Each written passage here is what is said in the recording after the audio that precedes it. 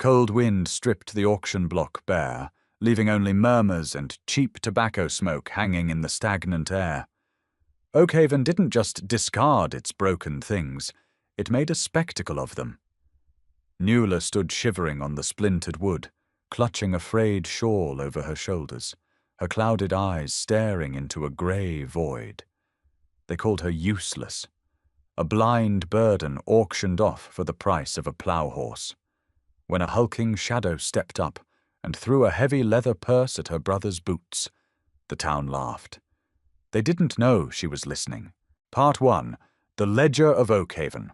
Silence rarely visited Oakhaven, and Mercy never bothered to buy a train ticket. It was a boomtown built on mud, gold, and a profound lack of human decency. On a Tuesday afternoon, the street outside the Copper Coin Saloon smelled of spilled whiskey and horse manure. Nuala Turner smelled it all. She felt the heavy, judgmental stares of the townsfolk pressing against her skin like a physical weight. Her vision had faded 3 years ago. A fever took the sharp edges of the world, leaving only blurry silhouettes and milky light. To a frontier town, a woman who couldn't sow, shoot, or harvest was a liability. To her half-brother, Amos Fletcher, she was an unpaid debt. $5! Amos shouted, his voice cracking with a desperate kind of greed. She can still wash clothes if you point her at a tub. She can cook if you don't mind a few burned edges. $5 for a healthy bride. Laughter rippled through the crowd. Someone spat a stream of chewing tobacco that splattered against the base of the wooden platform. Nuala kept her chin level. She refused to tremble. She dug her fingernails into the rough wool of her shawl, feeling the raw, bitten edges of her cuticles. She focused on the heat of the afternoon sun hitting her cheek, anchoring herself to the physical world while her dignity was auctioned off for pocket change. "Amos, I wouldn't give you 2 bits for a blind nag," drawled a voice Nuala recognized. It was Calvin Hobbs, the local blacksmith. "You put her near a stove, she'll burn the whole cabin down. Send her to the county ward." "The ward won't take her! Overcrowded!" Amos snapped. He grabbed Nuala's upper arm, his fingers digging into her bicep. He dragged her forward an inch. She didn't resist. She was an empty vessel, hollowed out by months of neglect and quiet starvation. "Look at her. She's quiet. She don't complain. Give me $4. 3. Nuala closed her eyes. The darkness behind her eyelids was a comfort. She imagined stepping off the platform, walking past the saloon, past the livery, and walking straight into the desert until the sun took her. It would be cleaner than this. Then the ambient noise of the crowd shifted. The snickering died down, replaced by a collective intake of breath, followed by the shuffling of boots as men stepped backward. Nuala's ears twitched. She heard the heavy, rhythmic thud of thick-soled boots sinking into the muddy street. The stride was deliberate, long, imposing. Whoever was approaching carried a mass that displaced the air around him. He smelled of pine needles, wood smoke, and cold mountain earth, a sharp contrast to the sour sweat and cheap liquor of Oakhaven. $3, Amos repeated, though his voice had lost its bluster. It was thin now, afraid. 10. The word was a low rumble. It vibrated in Nuala's chest. The voice was deep, scraping like stone over rough wood, unaccustomed to frequent use. Amos cleared his throat. $10. A heavy leather pouch hit the wooden planks at Amos's feet with a dense metallic clink. It sounded like solid gold pieces, not the cheap silver coins Oakhaven usually traded in. "Count it," the deep voice commanded. Nuala felt the floorboards creak as Amos scrambled to his knees. He didn't even argue. She heard the frantic scrabbling of his dirty fingernails against the leather, the clinking of coins being quickly tallied. It's all here. Here, $20 actually." Amos's breathing was shallow, frantic. "Keep the change. I'm taking her." Whispers broke out among the saloon girls and the drunken miners. That's the hermit from Black Ridge. The animal. I heard he killed 3 prospectors last spring. Nuala felt a massive presence step up onto the platform. The boards groaned in protest. She tilted her head up, trying to make out his silhouette. Against the harsh afternoon sun, he was just a towering eclipse. Broad shoulders blocked out the light. "Come on," he said. Not a request, a statement of fact. He didn't grab her. Amos would have grabbed her by the wrist. This man simply stood there, waiting. Nuala hesitated, her breath catching in her throat. She reached out a trembling hand, her fingers searching the empty air. A thick, calloused hand met hers. His skin felt like tanned leather, rough and deeply lined, but his grip was strangely careful. He didn't pull her. He merely offered his arm as a fixed point. Nuala wrapped her fingers around a forearm thicker than an oak branch, clad in heavy flannel. "Step down," he murmured, his voice low enough that only she could hear it. 2 steps. She blindly navigated the stairs, her heart hammering against her ribs like a trapped bird. The crowd parted. No one said a word. The town that had spent the morning mocking her was now terrified into silence. Nuala let the mountain man lead her toward the edge of town, the smell of pine and smoke growing stronger, pulling her away from the only purgatory she had ever known and dragging her toward an entirely new kind of hell. Part 2. The Ascent into the Pines. The wagon ride was a bone-rattling endurance test. Nuala sat on a hard wooden plank, her hands gripping the edge of the seat so tightly her knuckles throbbed. The iron-banded wheels found every rut, every jagged rock, every washed-out gully on the switchback trail leading out of the valley. She braced herself for the cruelty she had come to expect from men. She waited for him to curse her when the wagon hit a hard bump. She waited for the crude remarks about his purchase. She waited for the heavy hand to remind her of her place. It never came. Instead, there was only the rhythmic clopping of the draft horses, the creak of the suspension, and the steady, quiet breathing of the massive man sitting beside her. He drove the team with a practiced ease, clicking his tongue occasionally, but otherwise offering no conversation. The air grew thinner, sharper.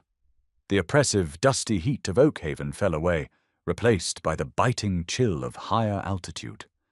Nuala shivered involuntarily. The thin shawl Amos had left her with was practically useless against the mountain wind. She tried to suppress her trembling, biting down on her lower lip until she tasted a faint copper tang. The wagon rolled to a sudden halt. Panic flared in Nuala's chest. Why were they stopping? Were they at the cabin already? Or had he decided the journey was too slow and he was going to toss her into a ravine? She heard him wrap the leather reins around the brake handle. The wagon shifted as he stood up, his heavy boots landing softly in the dirt road. He walked to the back of the wagon. Rummaging sounds. Fabric shifting. Nuala squeezed her eyes shut. She tried to make herself small, pulling her knees together. Footsteps approached her side of the wagon. A shadow fell over her. Then something heavy, thick, and incredibly warm was draped over her shoulders. It smelled of lanolin, sweet grass, and old campfires. A heavy wool blanket. "Wrap it tight," he said. The gravelly voice held no pity, only raw instruction. "Wind cuts deep up here. We got another 2 hours." Nuala's hands found the edges of the thick wool. She pulled it around her neck, burying her face in the mala. The immediate warmth brought a sudden, violent prickle of tears to her eyes. She hadn't been warm in 3 years. She hadn't been cared for in longer. "Thank you," she whispered, the words feeling foreign and rusty on her tongue. He didn't reply. He climbed back onto the bench, the wagon groaning under his weight, and snapped the reins. They were moving again. As they climbed higher, the sensory world around Nuala shifted entirely. The sound of the horses' hooves changed from striking, dry, hard-packed dirt to a softer, muffled thud on a bed of fallen pine needles. The wind moving through the trees didn't whistle like it did in the valley. It roared softly, like a distant, rushing river. She began to map the man beside her using only the fragments she could perceive. He was a man of economy. He didn't waste movement. When a low-hanging branch scraped against the wagon, he reached out and snapped it cleanly before it could whip back and hit her. When the horses struggled on a steep incline, he didn't whip them. He spoke to them in a low, resonant hum, a vibration that Nuala felt in the floorboards beneath her boots. "Who are you?" she finally asked, the silence becoming too vast for her to bear. He didn't answer immediately. The horses navigated a sharp turn. "Name's Giorgio," he finally said. "Giorgio." She tested the name. It felt solid. "Why did you buy me?" "Didn't buy you. You gave Amos $20. I paid Amos $20 to shut his mouth," Giorgio corrected. His tone was utterly flat, devoid of emotion. "I don't hold with selling people, but I needed someone for the cabin. And you needed off that block." "I can't see Giorgio," she said, laying her greatest shame bare between them. It was better he knew the full extent of her uselessness now, before they reached the top of the mountain. "I can only see light and shadow. I can't mend your clothes. I can't hunt. I can barely cook without burning my hands on the stove. If you wanted a maid, you wasted your money." "Didn't ask for a maid." "Then what do you want from me?" The wagon hit a smooth patch of trail. The wind rushed past them. Giorgio was quiet for a long time. So long, Nuala thought he wasn't going to answer at all. "Quiet," he finally said. "I want quiet. And someone to keep the hearth warm when I'm checking the trap lines. You can learn a stove without your eyes. You'll learn the cabin. You'll survive." It was the most practical, unromantic, deeply human thing anyone had said to her since the fever took her sight. He wasn't demanding a miracle. He wasn't pitying her. He was offering her survival, a transaction based on mutual existence. Nuala leaned back against the wooden seat, pulling the heavy wool blanket tighter around her throat. For the first time in years, she let out a long, shuddering breath, and she did not feel entirely afraid. Part 3. The Ghost in the Cadence. The wagon eventually came to a stop in a clearing. The air here was perfectly still, heavy with the scent of damp earth and cedar. Nuala heard the jingle of the harnesses as the horses shook their massive heads, eager to be unhitched. "We're here," Giorgio announced. He helped her down from the wagon. Again, that careful, anchoring grip. He led her up 3 wooden steps. She dragged her boots, memorizing the height and depth of the tread. He pushed open a heavy wooden door. It creaked on iron hinges, protesting the movement. The inside of the cabin smelled like old ash, dried herbs, and oiled leather. It was cold, holding the chill of an empty house.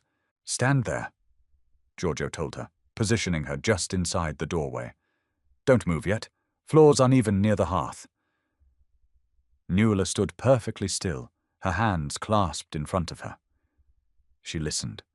She heard the strike of a match, a sudden sharp hiss of sulphur, followed by the crackle of dry kindling catching fire. Within minutes, the ambient temperature of the room began to shift. The smell of burning pine filled the space, chasing away the dampness. "Take 4 steps forward," Giorgio instructed. She obeyed. 1, 2, 3, 4. "Stop. Reach out with your left hand." She did. Her fingers brushed against the back of a sturdy wooden chair. "Sit. I'll make coffee." Nuala sank into the chair. The heat from the fireplace was directly in front of her, bathing her face in a comforting glow. She listened to him move around the cabin. He was a large man, but he walked softly, a hunter's gait. She heard the clatter of a tin pot, the splash of water from a pump, the grinding of coffee beans. It was deeply domestic, so starkly opposed to the violent, chaotic town she had left behind. Amos had kept a chaotic house. Shouting, broken glass, sickness. This cabin, though rough, was ordered. It had a rhythm.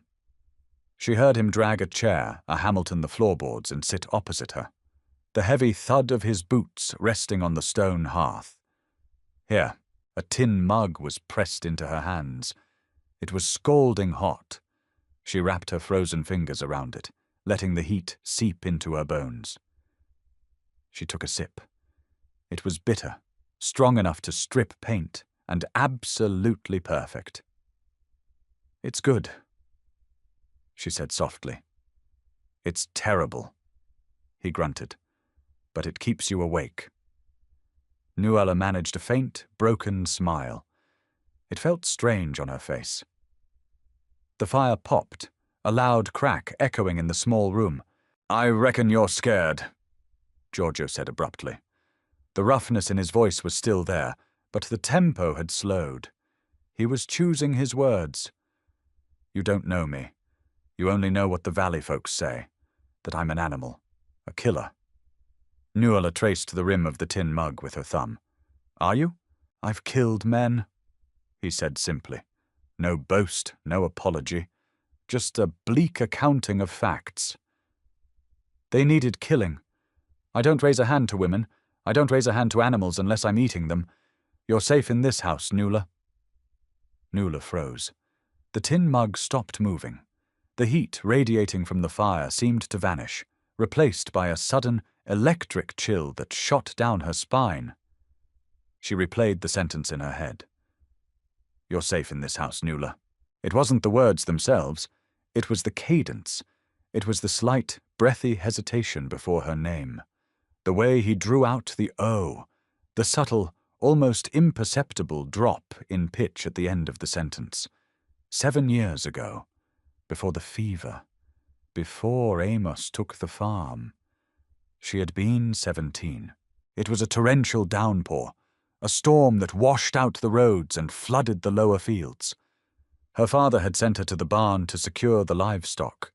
She had found a man bleeding out in the third stall. He had been shot in the shoulder, a posse from a neighboring county hunting him down for a bank job gone wrong. He was barely older than her, his face pale, his dark eyes wide and wild like a cornered wolf. Nuala hadn't screamed. She had brought him clean rags. She had smuggled him hot soup and bread for 3 days while the sheriff's men scoured the town. She had dug the bullet out of his flesh with a sterilized sewing needle while he bit down on a leather strap. On the 4th night, when the rain finally broke, he had saddled his horse in the dead of night. She had stood by the barn doors, holding a lantern. He had looked down at her from the saddle. He hadn't touched her. He had only stared, etching her face into his memory. "I've got nothing to give you," the young outlaw had whispered. "But I swear to God, you're safe in this world, Nuala. If I ever see you again, I'll balance the ledger." Nuala's breathing hitched in the quiet cabin. The adult man sitting a Hamilton from her had a voice hardened by years of isolation and cold weather. It was thicker, raspier, weathered by time and smoke. But the underlying rhythm was identical. The soul of the voice hadn't changed. She turned her face toward the blurry, dark mass of him sitting a Hamilton the hearth. Her hands shook, splashing a few drops of hot coffee onto her skirt. She didn't feel the burn, the ledger. Nuala whispered, her voice trembling, hanging in the quiet air between them. The sound of his boots scraping against the stone hearth abruptly stopped. The silence in the cabin became absolute, thick enough to suffocate in. "What did you say?" Giorgio asked. His voice was suddenly very quiet, a dangerous hollow sound. Nuala swallowed hard. She leaned forward, staring sightlessly into the blur of his shadow. "You said you'd balance the ledger," she said, the memory flooding back with painful clarity. The smell of wet hay, the metallic tang of blood in the barn. "You were shot, left shoulder. I dug the lead out with my mother's darning needle." A chair scraped violently against the floorboards as Giorgio stood up. The sudden movement made Nuala flinch, pressing herself back into the chair. She heard him taking a step toward her, then stopping abruptly. "Nuala Turner," he breathed. It wasn't a question. It was a realization. The rough, imposing mountain man sounded entirely disarmed. "I didn't recognize your face today," she said, her voice cracking. "I can't see faces anymore. But I know your voice. You're the boy from the barn." "I'll be damned," Giorgio murmured. The heavy floorboards creaked as he slowly lowered himself back into his chair. He let out a long, ragged exhale that sounded like a man who had been holding his breath for a decade. "When I saw it drag you up on that block, I just saw a woman being treated like a stray dog. I didn't know. If I had known it was you—" He stopped. The implication hung heavy between them. If he had known it was the girl who saved his life, he wouldn't have just paid $20. Amos Fletcher would likely be dead in the mud outside the Copper Coin Saloon. "Why didn't you say anything?" Giorgio asked, his tone softening to a gruff whisper. "I didn't know it was you until you said my name," Nuala confessed, clutching the mug to her chest. "Are you still running from the law?" "No," Giorgio said. "I paid for what I did. 5 years in Yuma Territorial. Got out, changed my name, came up here where the air is clean and people mind their own business. Built this place with my bare hands." He paused, and Nuala heard the faint sound of him leaning closer. "You gave me my life back in that barn, Nuala. I owe you a debt I can never repay. But I swear to you right now, no one will ever put you on an auction block again. Not while I have breath in my lungs." The cold, cynical shell Nuala had built around her heart over the last 3 years cracked. A single tear escaped her ruined eyes, cutting a warm path down her dusty cheek. She was not a purchased bride, bought for labor by a ruthless mountain hermit. She was the creditor of an old, bloody debt, standing in the sanctuary built by the very man she had saved. For the first time since the fever took her light, Nuala felt truly, undeniably seen. Days bled into weeks, measured only by the dropping temperature and the sharp scent of pine resin. Nuala learned the cabin through friction, sound, and the careful architecture of routine. Up here, survival was a daily chore, not a distant concept. Giorgio never smothered her with pity. He understood that pity was just another cage, slightly softer than the one she had escaped. Instead, he treated her blindness not as a tragedy, but as a logistical puzzle they needed to solve together. Part 4. The Architecture of the Unseen. He started with the physical space. Nuala spent her first 3 days mapping the single large room, her hands reading the rough-hewn logs of the walls.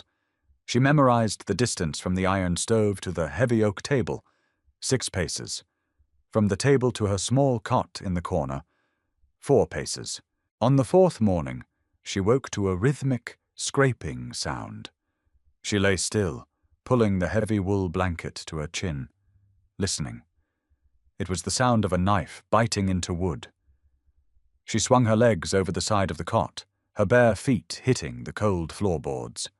She navigated toward the sound, her left hand trailing along the wall. When she reached the doorway leading to the small washroom he had built onto the back of the cabin, her fingers brushed against something new. A deep, smooth notch had been carved into the doorframe at waist height. "What is this?" she asked, her voice raspy from sleep. Giorgio stopped carving. He was close. She could feel the heat radiating from his large frame and smell the faint aroma of coffee clinging to his flannel shirt. "I put 1 on the washroom door, 2 on the front door, 3 on the post near the stove, 4 on the wall above your bed." Nuala traced the smooth indentation. There were no splinters. He had sanded the edges down so it wouldn't catch her skin. "You marked the room." "Makes it easier," Giorgio grunted, already moving away. The floorboards groaned under his weight as he Hamiltoned to the stove. "Coffee's ready. Biscuits are in the pan. Don't burn your fingers on the skillet handle. It's angled to the left today."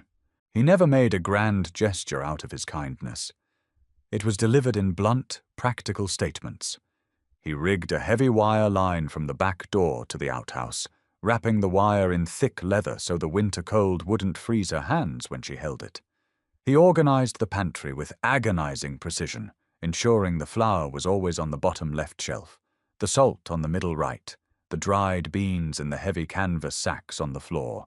He gave her autonomy, and in return, Nuala gave him the quiet domesticity he had purchased her for. She learned the iron stove. At first, she suffered a few blistering burns on her knuckles, but she learned to gauge the heat by the radiation against her face. She learned to bake heavy, dense bread that sustained them through long afternoons. She swept the floorboards until they were smooth, guided by the sound of the broom, bristles catching on uneven wood. They lived in a comfortable, mostly silent orbit. Giorgio left early every morning to check his trap lines and chop wood. He would return at dusk, smelling of snow and dead things, stomping his heavy boots on the porch. One evening, late in November, the silence between them shifted. Giorgio was sitting by the hearth, oiling his rifle. Nuala was at the table, snapping dried green beans they had bartered for from a passing trader earlier that month. The rhythmic snap, snap of the beans filled the space between the crackle of the fire. "You never asked," Giorgio said suddenly. The deep rumble of his voice startled her, breaking an hour of quiet. Nuala paused, a half-broken bean in her hands. "Asked what? How I went from a bleeding kid in your barn to a man buying wives off an auction block." Nuala carefully placed the bean into the tin bowl on the table. "You aren't a man who buys wives, Giorgio. You proved that. And as for the rest, I figured if you wanted me to know, you would tell me." He was quiet for a long time. She heard the metallic slide of the rifle's bolt, the soft wipe of an oily rag against steel. "The posse caught up with me 2 days after I left your farm," he said, his voice flat, devoid of self-pity. "I passed out in the saddle. Fever took me. I woke up chained to a hospital bed in a county jail. The judge gave me 10 years hard labor in Yuma. Said I was lucky I didn't hang." Nuala turned her face toward him. "Did you rob the bank?" "Yes." No hesitation. "I grew up hungry. Tired of being hungry. Thought I could take a shortcut. Found out shortcuts usually lead off a cliff." He snapped the rifle bolt shut. The sound was sharp, definitive. "Did 5 years. Paroled for good behavior. When I got out, I realized I didn't like being around people much anymore. People talk too much. People want things they haven't earned. So I came up here." "Why did you go to Oakhaven that day?" Nuala asked softly. "Needed salt," he replied. "And nails. Amos was making a racket in the street. I was going to walk right past. Then I saw a woman standing up there, shivering, looking like the whole world had chewed her up and spit her out. I didn't know it was you. I just knew I couldn't walk past." Nuala smiled, a small, genuine curving of her lips. "You have a terrible habit of rescuing things, Giorgio." "Only things worth rescuing," he murmured.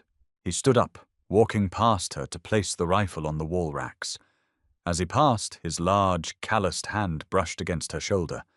It was a fleeting, impossibly gentle touch, gone before she could fully register it. But the warmth of it lingered long after he stepped out onto the porch to smoke his evening pipe. Part 5. Winter's Teeth and Valley Scum. December arrived with violent intent. The sky turned the color of bruised iron, and the snow fell in heavy, blinding sheets that buried the mountain trails. The isolation was absolute. For Nuala, the snow was a blessing. It muffled the howling wind and wrapped the cabin in a thick cocoon of silence. Giorgio spent more time indoors, carving wooden handles for tools, mending leather harnesses, and reading from a small collection of weathered books he kept on a shelf near the bed. Sometimes, when the wind was particularly loud, he would read aloud. His voice, that deep, gravelly baritone, filled the cabin, painting pictures of distant oceans and foreign cities in Nuala's mind. They were surviving. More than that, they were content. Then the mountain betrayed them. It was a Tuesday afternoon. The snow had stopped briefly, leaving a fragile, icy stillness in its wake. Nuala was near the stove, stirring a pot of venison stew when she heard it.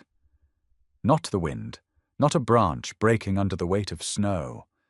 It was a horse, the heavy, muffled crunch of hooves punching through deep drifts, and a man cursing loudly, a harsh, grating sound that shattered the sanctuary of the ridge.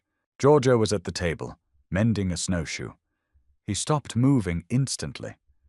Nuala felt the tension spike in the room. "Someone is coming," Nuala whispered, her hand tightening on the wooden spoon. "Stay away from the windows," Giorgio ordered. His voice had dropped an octave, returning to the dangerous, hollow tone he had used the day he bought her.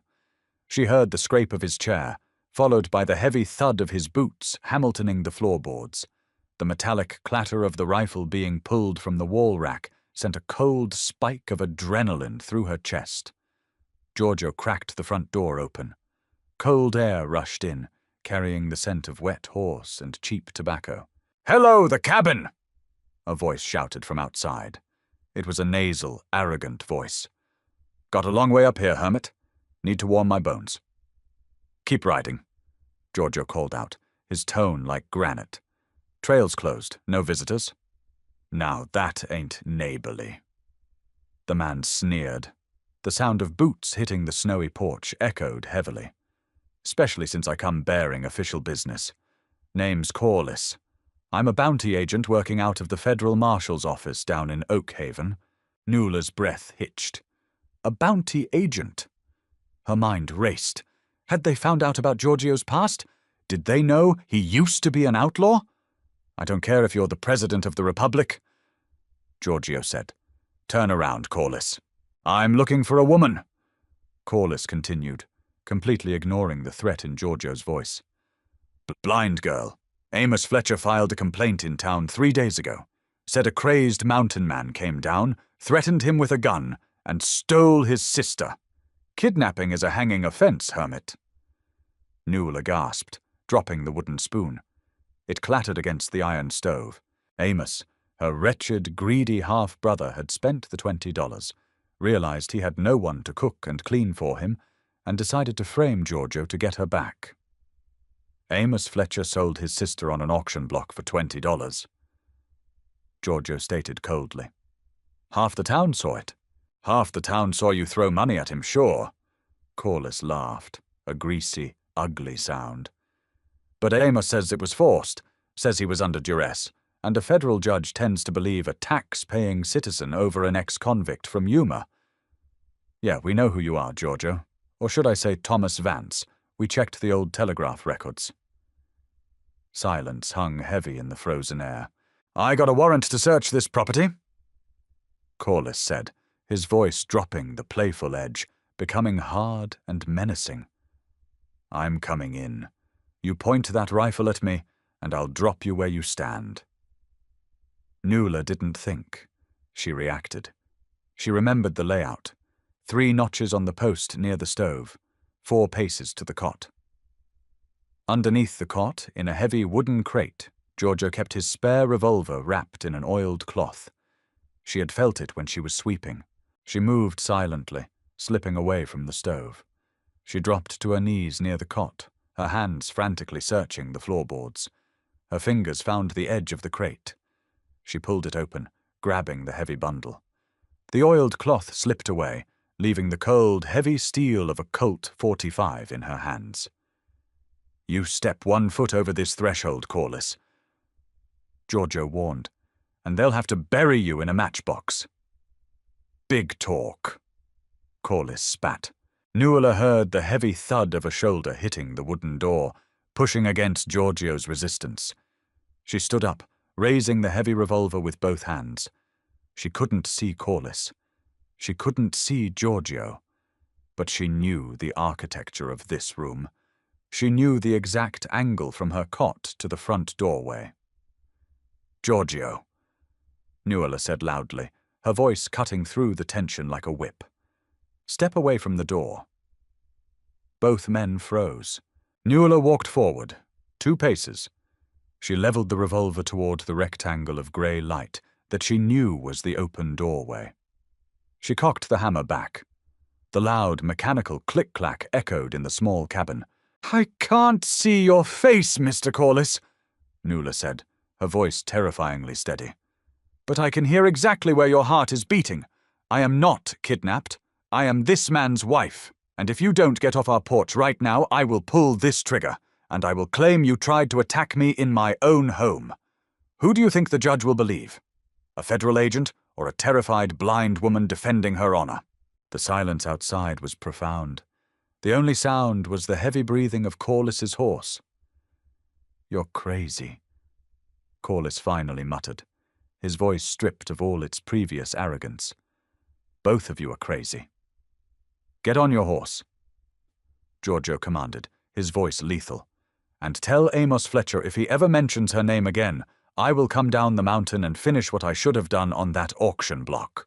Nuala listened to the hasty, retreating crunch of boots in the snow, the squeak of saddle leather as Corliss mounted his horse, the frantic spurring as the bounty hunter rode away, desperate to escape the ridge. Giorgio slammed the heavy door shut, throwing the iron bolt into place. The sudden quiet of the cabin rushed back in. Nuala slowly lowered the revolver, her hands beginning to shake violently now that the adrenaline was fading. She felt Giorgio Hamilton the room in 3 long strides. He didn't take the gun from her immediately. Instead, he wrapped his massive hands over hers, supporting the weight of the weapon, his thumbs resting gently against her knuckles. "You didn't have to do that," he said quietly, his breath warm against her temple. "You saved me in the valley," Nuala whispered, leaning her head against his chest, listening to the steady, strong rhythm of his heart. It was my turn to balance the ledger. January brought a cold that snapped the pine trees. The sudden, sharp cracks echoed down the ridge like artillery fire, terrifying in their randomness. Inside the cabin, the iron stove devoured wood at an alarming rate, fighting a losing battle against the frost creeping up the window panes. Corliss's visit had altered the air between them. The careful, polite distance they had maintained dissolved, replaced by a fierce, unspoken solidarity. Nuala was no longer a rescued burden. She was the guard at the gate. Giorgio stopped treating her like glass. He let her carry heavier logs. He taught her how to reload the Winchester by touch, guiding her fingers over the brass cartridges and the loading gate until her calluses caught on the sharp edges. Survival demanded it. Winter was a cruel instructor. On a Thursday, the mountain nearly claimed its toll. Giorgio had gone out to check the snare lines near the frozen creek. He was usually back before the sun dipped below the tree line, signaling his return with the heavy stomp of his boots on the porch. Dusk settled. The cabin grew dim. Nuala sat by the stove, knitting a heavy wool sock by feeling the tension of the yarn. No stomp. No heavy tread. An hour passed. The wind picked up, howling down the chimney, sending a puff of acrid smoke into the room. Nuala stood, her heart hammering a frantic rhythm against her ribs. She moved to the door, feeling the 3 notches on the post, then the 2 on the door frame. She lifted the heavy iron bar and pulled the door open. The cold hit her like a physical blow, stealing the breath from her lungs. "Giorgio!" she called out. The wind snatched the name from her mouth, throwing it into the void. She heard a sound, a wet, dragging scrape. It wasn't on the porch. It was in the snow, a few yards away. She didn't hesitate. She stepped off the porch in her stocking feet, the icy snow biting into her flesh.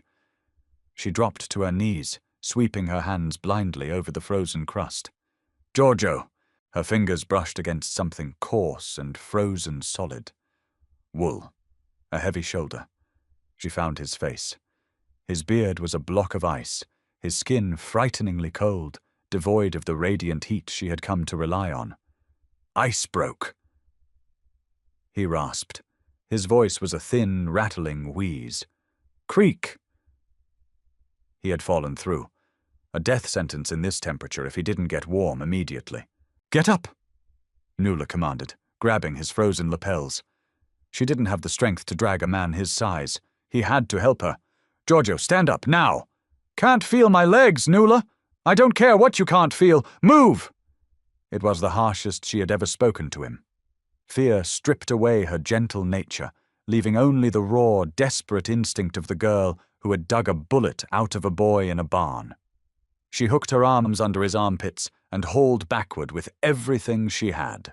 With a groan that sounded like tearing wood, Giorgio forced himself to his knees. Together, stumbling and falling, they crawled up the steps. Nuala practically shoved him over the threshold, slamming the door shut against the howling wind. He collapsed onto the floorboards, a shivering, soaking mass. Nuala flew into action. Her blindness meant nothing here. She knew the geography of this room better than she knew her own face. She threw 3 large logs into the stove, ignoring the sparks that bit her hands. She grabbed the heavy iron kettle and slid it over the hottest part of the metal. "I have to get these clothes off you," she said, dropping to her knees beside him.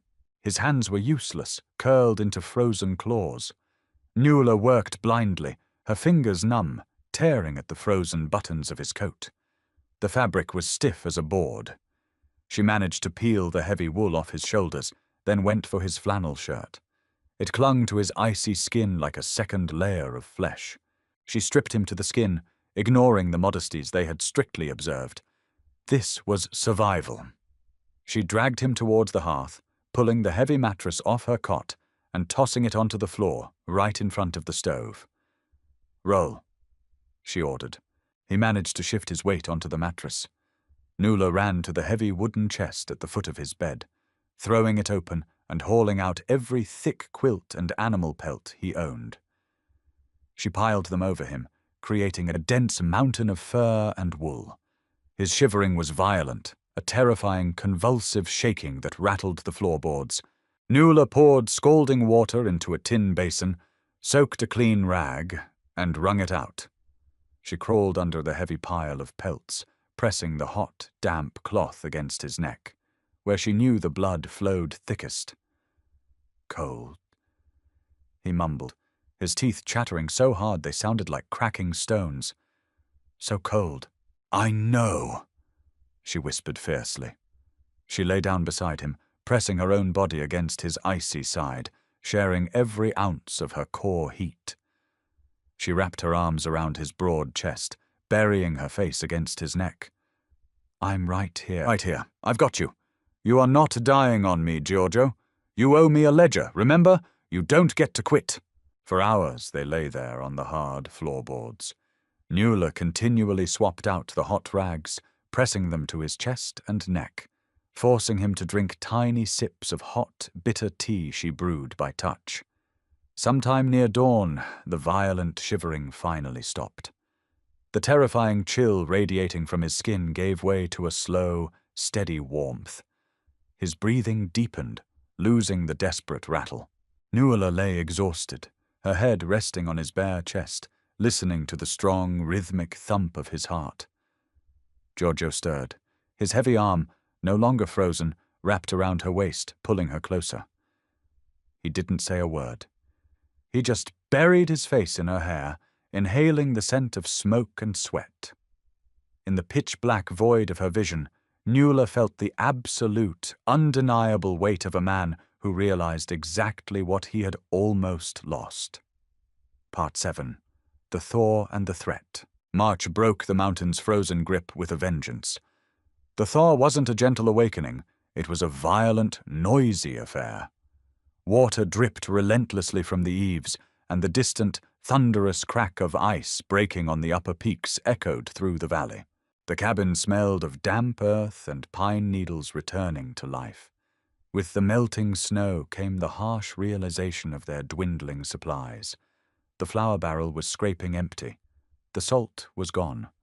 They had lived off venison and dried beans for 2 months, but they needed staples to make it to summer. Giorgio stood by the open door, listening to the rush of the swollen creek. "Trail's clear enough," he said, his voice carrying the rough edge of reluctance. "The mud is thick, but the horses can push through. I have to go to Miller's Hamiltoning." Nuala paused her sweeping.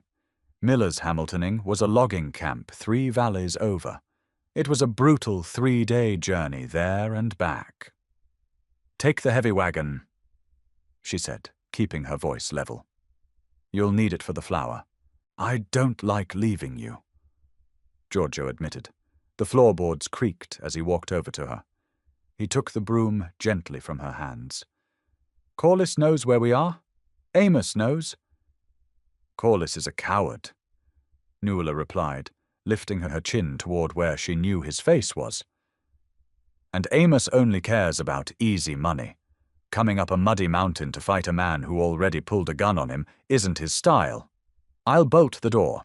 I have the Winchester. I know how to use it." Giorgio reached out, his rough thumb brushing lightly against her jawline. It was a rare, tender gesture that sent a jolt of heat straight to her chest. 3 days. Bolt the door at sundown. If you hear someone on the porch who doesn't call out my name, you shoot straight through the wood. You hear me?" "I hear you." He left an hour later. The sound of the wagon wheels sucking in the deep mud faded slowly, leaving an oppressive, heavy silence in its wake. The first 2 days passed in a blur of routine. Nuala chopped kindling, feeling the grain of the wood before bringing the hatchet down. She scrubbed the floorboards, baked the last of their cornmeal into hard tack, and tended the fire. At night, the cabin felt impossibly large and empty, without Giorgio's massive presence blocking the drafts.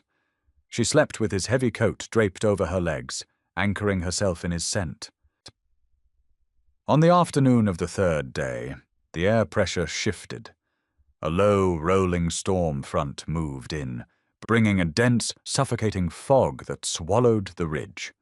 Nuala was sitting on the porch, shucking dried peas into a tin bucket, listening for the rhythmic clop of Giorgio's draft horses. Instead, she heard a sharp snap, a dead branch breaking under a heavy boot. It wasn't a horse, and it wasn't one man. The footsteps were erratic, uncoordinated. 2, maybe 3 sets of boots dragging through the mud, trying to be quiet and failing. Nuala went perfectly still. She didn't turn her head. She relied entirely on the sonic map of the clearing. They were coming from the tree line on the east side, the blind side of the cabin, avoiding the main trail. "Told you he wasn't here!" a voice hissed. It was a raspy, tobacco-stained whisper, barely audible over the dripping trees. But Nuala recognized it. It was the nasal whine of a man she had spent her life trying to escape. Amos, he hadn't come for her. Amos didn't care enough about her to climb a mountain.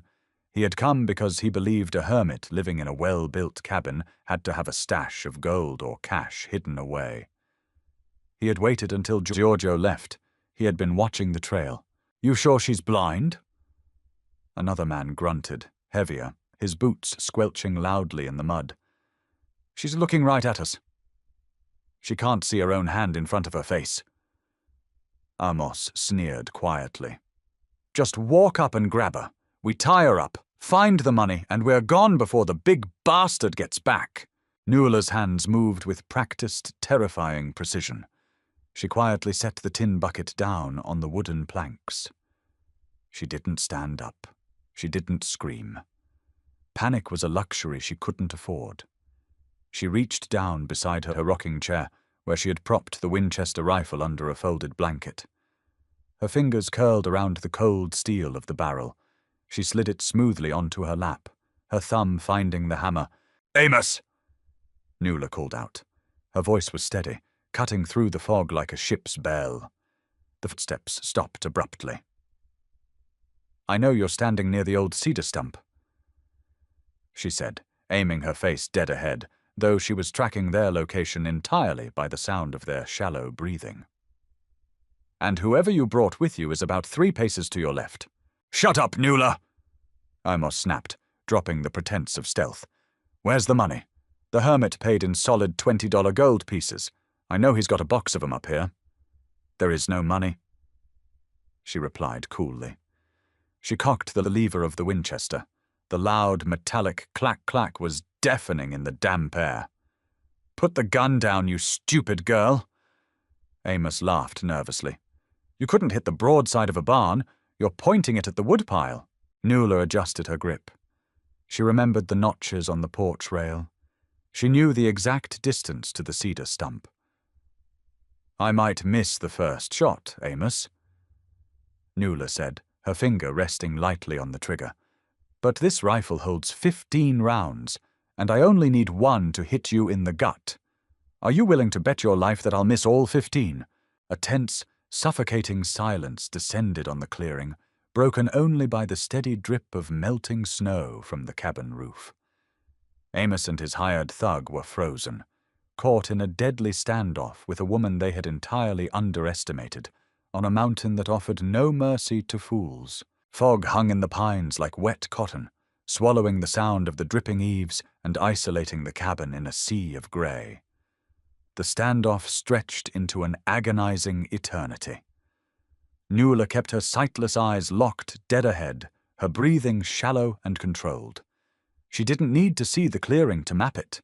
The architecture of the confrontation was built entirely on sound, and in this arena she held the absolute advantage. Part 8.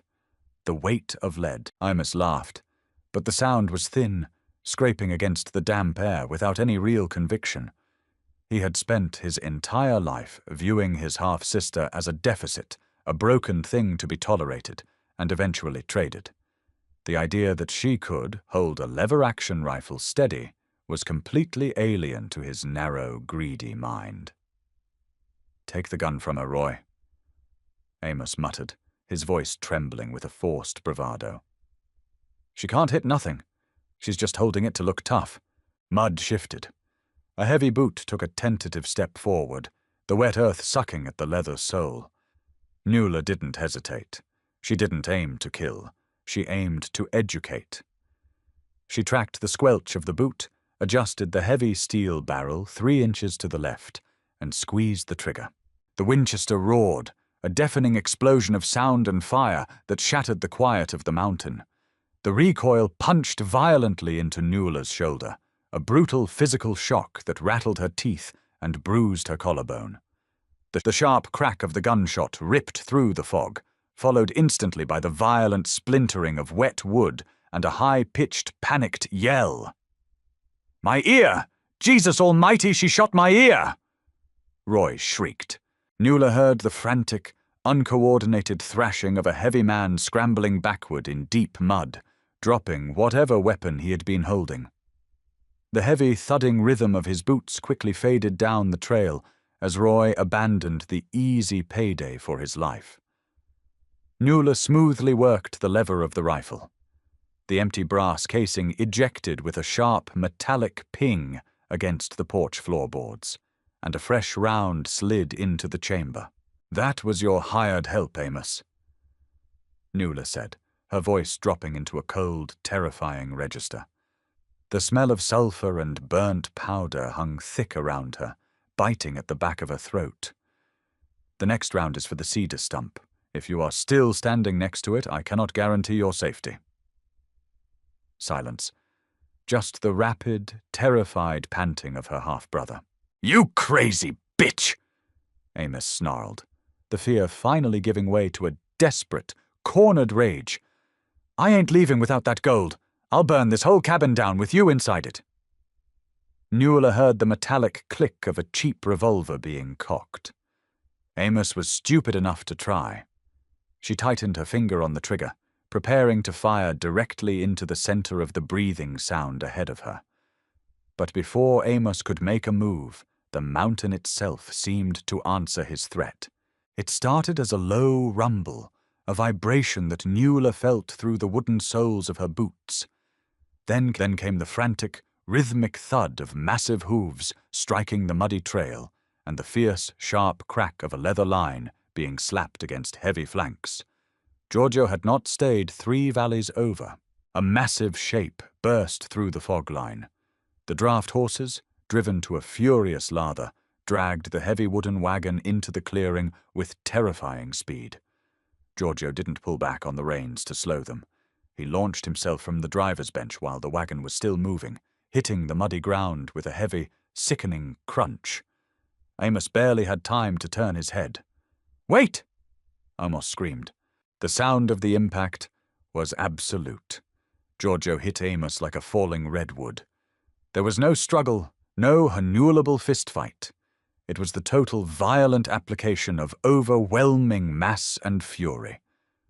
Nuala heard the wet, heavy thud of bone against mud, followed by a sharp, pathetic wheeze as all the air was driven from Amos's lungs. "Giorgio!" Nuala shouted, standing up from her chair, the rifle still gripped tightly in her hands. She heard a sickening crack, followed by Amos screaming in blind agony. Giorgio had broken something. An arm. A collarbone. "You come to my house!" Giorgio roared, his voice stripping away the quiet, measured tone he had cultivated over the winter. It was the voice of the animal the town accused him of being. Raw, predatory, and entirely lethal. "You point a gun at my wife!" Nuala heard the heavy rustle of Giorgio pulling Amos up by the throat. Amos was choking, his boots kicking uselessly against the muddy ground. Giorgio was going to kill him. He was going to snap his neck and bury him in the pines, and the federal marshals would eventually come up the ridge, and Giorgio would swing from a rope in Oakhaven. "Giorgio, stop!" Nuala commanded, her voice cutting through the red mist of the clearing. She dropped the rifle onto the porch, walking blindly to the edge of the steps. "Drop him. He's not worth the rope." The heavy, ragged breathing of the mountain man echoed in the damp air. The tension was thick enough to stop a clock. For 10 agonizing seconds, Nuala waited for the sound of a breaking neck. Instead, she heard a wet, heavy splash as Amos was thrown face first into the mud. "Get up!" Giorgio snarled, his voice vibrating with a terrifying, contained violence. "If I ever see your face on this ridge again, I won't use my hands. I'll use a skinning knife. Now crawl back to the valley." Amos didn't speak. He couldn't. Nuala listened to the pathetic, agonizing sound of her brother dragging himself through the freezing mud, whimpering as he clutched his broken arm, scrambling down the trail until the fog swallowed him entirely. The silence returned, heavy and absolute, broken only by the snorting of the exhausted draft horses.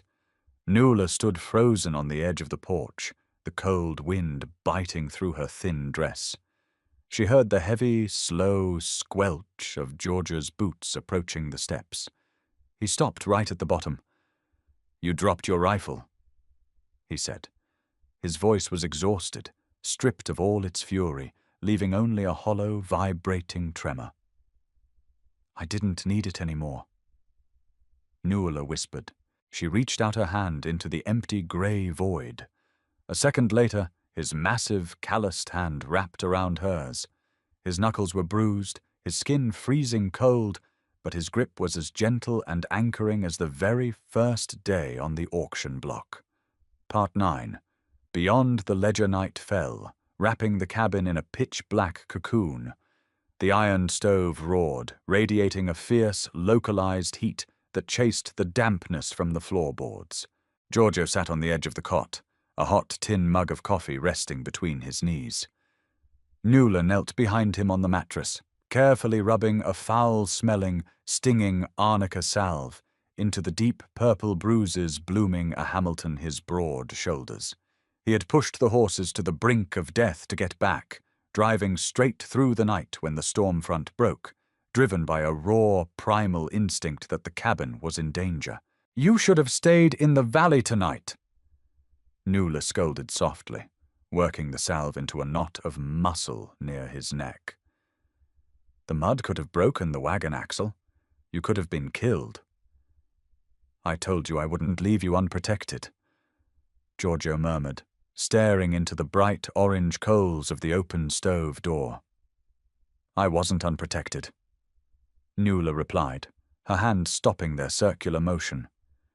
I hit the cedar stump, just like I said I would. Giorgio let out a low, rough chuckle that rumbled deep in his chest. I saw.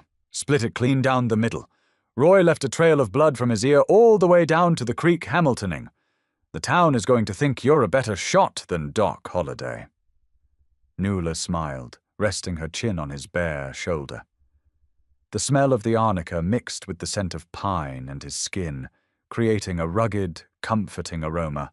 I was terrified, she admitted quietly, the adrenaline finally leaving her system, replaced by a deep, aching exhaustion. When Amos cocked his gun, I didn't know if I could actually pull the trigger a second time. Giorgio turned his head, his rough cheek brushing against her temple. He set the tin mug down on the floorboards with a soft clink. He reached back, his massive hands wrapping around her wrists, gently pulling her around to the front of the cot. He guided her to sit beside him, keeping one arm firmly wrapped around her waist. You dug a piece of lead out of a terrified kid's shoulder when you were 17 years old, Giorgio said, his voice dropping into that rhythmic, breathy cadence that had given him away months ago. You stood up to a bounty hunter. You shot the ear off a thug in the middle of a fog bank. You are the bravest thing I have ever encountered in this world, Nuala. Nuala swallowed hard, feeling the familiar, hot prickle of tears threatening to spill over her ruined eyes. I just wanted to keep our home safe. Our home, Giorgio repeated. The words carried a profound weight. He traced the line of her jaw with his thumb, wiping away a single tear that managed to escape. When I was in Yuma, breaking rocks in the sun, the only thing that kept me from going completely mad was the memory of a girl in a barn. I told myself if I ever got out, I'd find you. I'd balance the ledger. I thought buying you off that block was me paying my debt. It was, Nuala whispered, leaning into his touch. The debt is paid, Giorgio. It's been paid for months. No, Giorgio said softly, shifting his weight so he was fully facing her. He took both of her hands in his, pressing them flat against his chest, right over the steady, heavy beating of his heart. The debt was paid. But this isn't about the ledger anymore. I didn't drive that wagon through the mud today because I owed you my life. I drove it because I can't imagine my life without you in it. Nuala's breath caught in her throat. The cynicism, the walls she had built to survive Oakhaven, the heavy armor of uselessness she had worn for 3 years, it all fractured and dissolved into ash. I can't see your face, Nuala cried softly, the tears finally falling freely, tracking warm lines through the dust on her cheeks. I'll never know what you look like when you grow old. You don't need to see me, Giorgio murmured, leaning in until his lips brushed gently against her forehead. You just need to know I'm here. I'll always be here. He kissed her. It wasn't the desperate, frantic collision of a romance novel. It was slow, deliberate, and deeply grounding. It was a promise sealed in the quiet warmth of the cabin, a silent oath sworn against the harshness of the mountain. Nuala wrapped her arms around his neck, pulling him closer, anchoring herself to the massive, undeniable reality of him. They had both been discarded by the world below, broken, hunted, and sold for parts. But up here, among the whispering pines and the bitter cold, they had built something unbreakable. They had forged a sanctuary out of survival, and out of survival, they had finally found the quiet, defiant grace of love. If this Wild West tale of resilience, survival, and unexpected love struck a chord with you, don't let the story end here. Hit that like button to support the channel and share this video with someone who appreciates a deeply human story, where the broken find their strength. The frontier is a harsh place, but we have plenty more stories of grit and redemption waiting for you. Subscribe to the channel and ring the bell so you never miss our next audio drama. Thank you for listening, and we'll see you on the next trail.